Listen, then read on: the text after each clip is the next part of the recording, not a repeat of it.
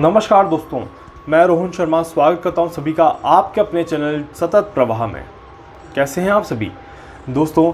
आपने अब तक मेरे लॉ ऑफ अट्रैक्शन की वीडियोस देखे और उन सभी में आपने बहुत कुछ समझने की कोशिश करी, सीखने की कोशिश करी एंड आप सभी ने वीडियोस को बहुत पसंद किया। इसके लिए आप सभी का बहुत बहुत शुक्रिया।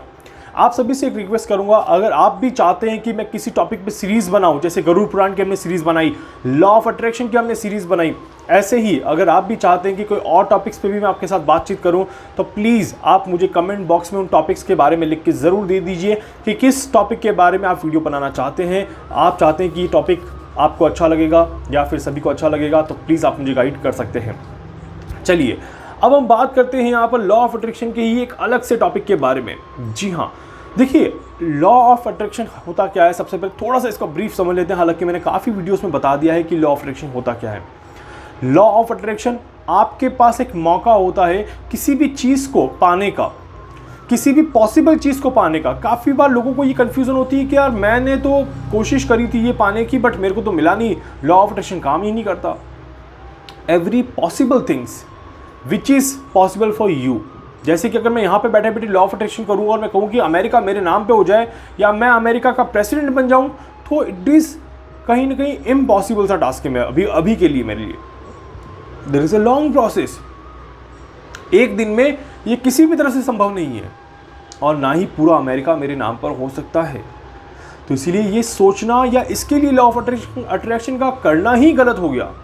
इस बात को आपका समझना होगा।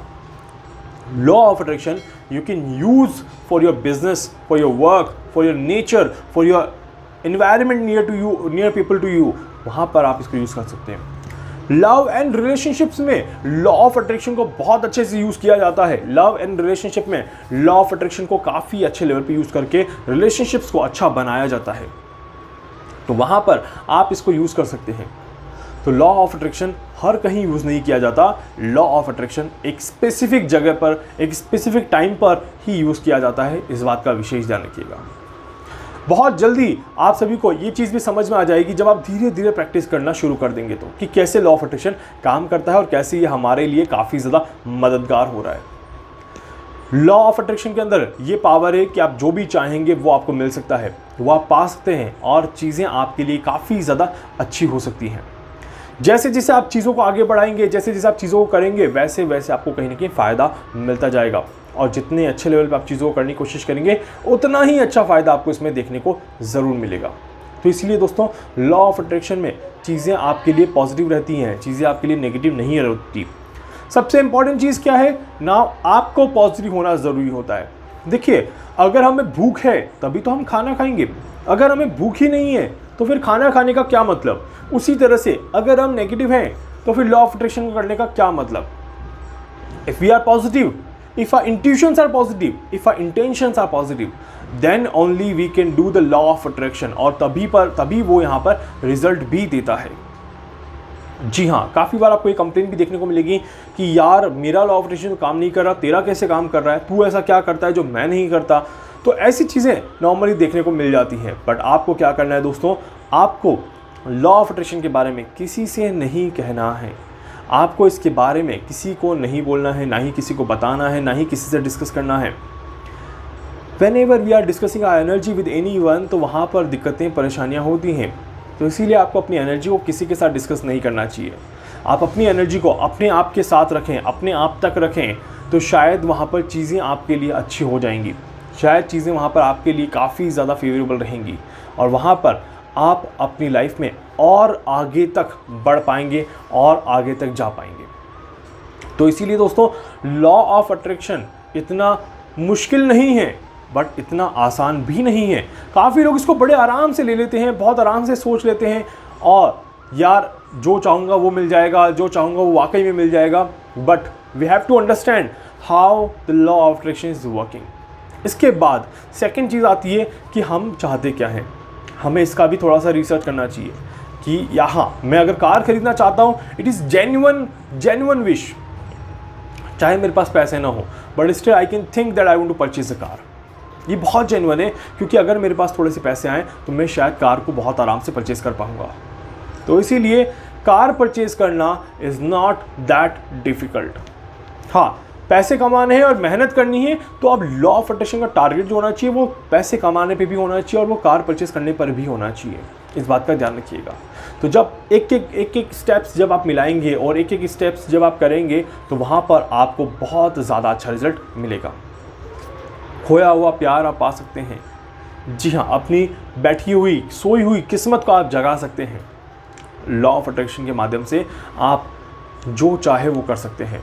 अगेन, मेरे शब्दों को गलत इस्तेमाल मत करिएगा। जो चाहे वो कर सकते हैं इन योर लिमिट, मतलब कि अपनी लिमिट के दायरे में रह के आप वो सारी चीज़ें कर सकते हैं जो कि पॉसिबल चीज़ें होती हैं with the help of law of attraction. यहाँ पर दो चीज़ें और मैं कहना चाहूँगा कि पहली चीज़, लोगों को बड़ी गलतफहमी होती है कि यार ये कभी काम नहीं करता। देखिए, वो आपने बचपन में कहानी सुनी होगी कि अंगूर खट्टे होते हैं। एक लोमड़ी जो कि अंगूर के पेड़ से अंगूर तोड़ने की कोशिश करती है और उससे नहीं टूट पाते तो वो यहाँ से कह के निकल जाती है कि अंगूर खट्टे हैं। वैसे ही जब आप एफर्ट करते हैं आपको रिजल्ट नहीं मिलते तो आपको लगता है कि यार ये काम नहीं करता।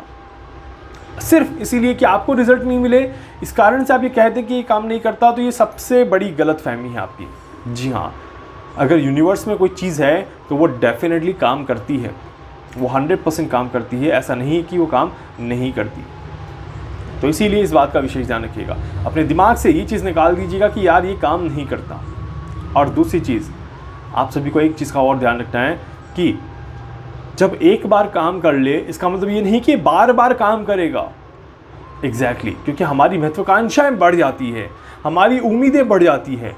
और जब एक बार हमें लगता है कि यार मेरा काम हो गया तो मुझे लगता है दूसरी बार मेरा काम और जल्दी हो जाएगा। ऐसा नहीं, हर एक चीज़ का एक पैटर्न होता है, हर एक चीज़ का एक प्रोसेस होता है और उसके बाद ये चीज़ें काम करती हैं। इस बात का भी आप ध्यान रखिएगा। तो ओवरऑल बहुत ज़्यादा जो कन्फ्यूजन्स हैं आपके माइंड में, बहुत ज़्यादा जो प्रॉब्लम्स हैं आपके माइंड में लॉ ऑफ अट्रैक्शन को लेके, उन सभी को निकाल के फेंकिए। एक बार ज़रूर करके देखिए और किसी एक विश को पूरा करने की कोशिश करिए। आपकी सारी विशेष धीरे धीरे देखिएगा पूरी होती जाएंगी। कहीं भी कोई दिक्कत, कोई परेशानी आपको नहीं होगी और आपके लिए चीज़ें बहुत ही अच्छे लेवल पे यहाँ पर होते हुए आप सभी को दिखाई देंगी। आप सभी को इतनी कोई बहुत ज़्यादा प्रॉब्लम फेस नहीं करनी पड़ेगी, बहुत ज़्यादा डिफिकल्ट सिचुएशन फेस नहीं करनी पड़ेगी। और लॉ ऑफ अट्रैक्शन जब आप करेंगे तो डेफिनेटली वहाँ पर आपको बहुत अच्छा फ़ायदा भी यहाँ पर देखने को मिलेगा। क्या क्या फ़ायदा मिलता है मुझे कमेंट बॉक्स में लिख के ज़रूर से बताइएगा। और इसके अलावा किस सीरीज़ पे आप टॉपिक चाहते हैं वो भी आप मुझे बताइएगा, उसके ऊपर भी मैं वीडियोस बना के आपको प्रेजेंट करूंगा। उम्मीद करता हूं कि आज का वीडियो आपको अच्छा लगेगा और इस वीडियोस में जो मैं एग्जैक्टली जो चीज़ बताना चाह रहा हूं वो आपने समझ ली होगी। वीडियो को लाइक कर दीजिएगा प्लीज़, चैनल को सब्सक्राइब कर दीजिएगा, बेल आइकन पे ज़रूर से क्लिक कर दीजिएगा। इसके अलावा अगर आप मुझसे कुछ पूछना चाहते हैं, कुछ भी जानना चाहते हैं, अपनी कुंडली का एनालिसिस करवाना चाहते हैं, आप मुझसे संपर्क कर सकते हैं। मैं पूरी कोशिश करूँगा आप सभी की हर संभव मदद यहाँ पर कर सकूँ। धन्यवाद।